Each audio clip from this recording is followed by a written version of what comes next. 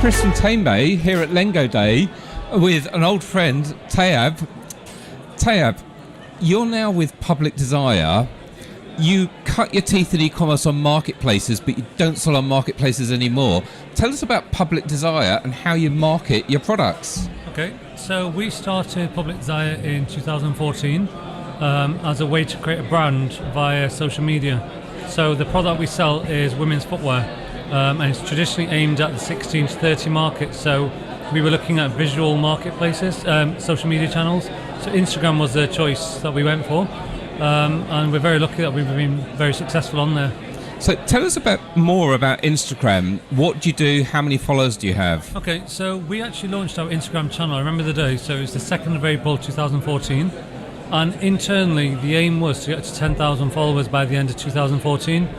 We had 100,000 followers by September 14, so we just knew there was something correct, and I just believe that there's definitely an element of being in the right time at the right place, but also we were giving the customer product and inspiration in equal measures. So rather than treating it as a marketplace where we were there to sell product, we were there to inspire and educate our followers rather than customers on not only what they should be wearing, but where they should be going, what movies they should be watching. So for me, it was a case of we were almost another friend and therefore trusted rather than being someone that's just saying, come and buy shoes from us. So it's much more about, on Instagram marketing, telling a story, being a lifestyle choice, being a product that if you like doing this is the product you should be wearing, and positioning yourself and Public Desire along those lines? Yeah, definitely. So in terms of the time that we spend on the product and the customer, it's now, I would say, equal.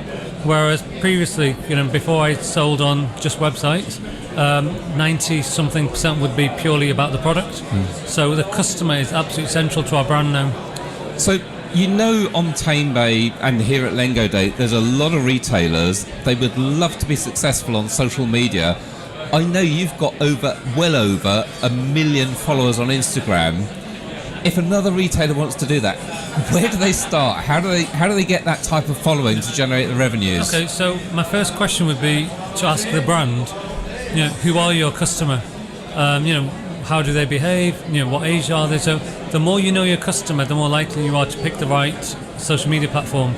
So, for example, there'll be certain industries and genres where Facebook is still the right place to be, or Snapchat. So, for example, us as a business, we focus so much on Instagram, but next to nothing on Snapchat. However, in the Middle East, Snapchat and Instagram are still equal. So it's about looking at your customer in the market and understanding where.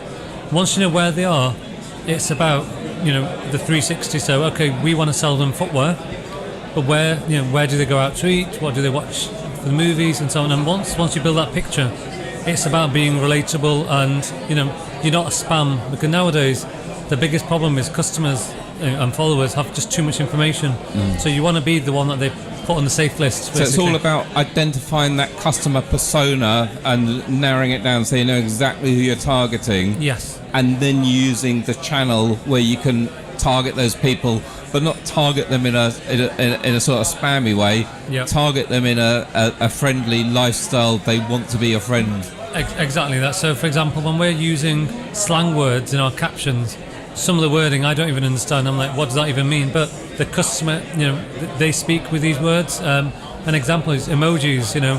There's a generation that uses SMS without any emojis. Then there was smiley faces, and now there's GIFs and memes and so on. So sometimes in customer service, they may ask us a question. Our response may just be an emoji, because that one emoji tells a customer, thank you very much, or you're welcome, and that sort of thing. If I was doing emails in a separate, a few years ago, that would be unheard of. So it's about understanding your customer and then really sort of pinpointing down when it comes to being that brand. And finally, if you could give someone one tip, one killer thing to do to get started on social media, and not just started in I've got a product on a marketplace or a website, I'm going to share it, but actually seriously targeting, say on Instagram like you have, what's the one thing that you must get right? The first thing that sprang to mind is consistency.